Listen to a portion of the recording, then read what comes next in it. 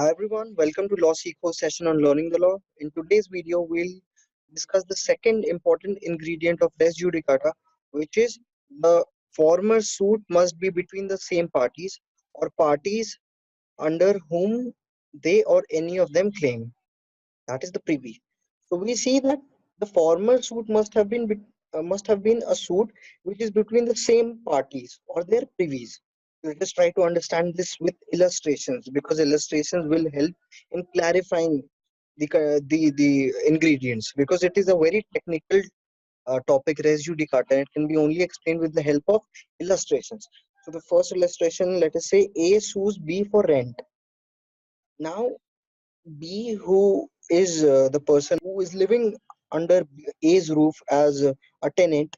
So B contends that A is not the landlord and the suit is also dismissed. Now, a subsequent suit by A on the very same grounds that B needs to leave his position of the house as a tenant will not be entertained. Why? Because there are plenty of factors because of which the suits will not be sustained and it will be hit by res judicata.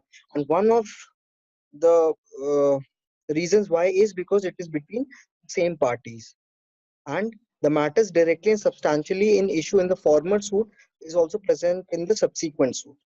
Now let us understand who is a party to a suit.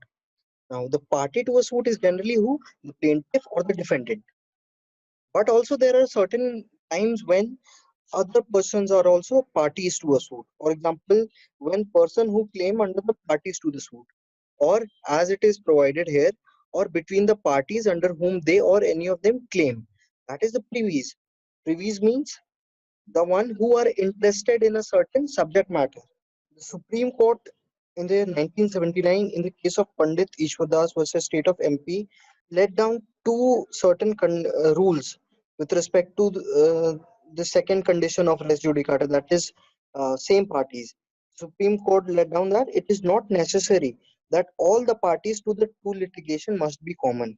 But what is important is the second is the issue should be between the same parties. That is the issue which sustains in the subsequent litigation or the subsequent suit must be between the same parties as it was in the former suit.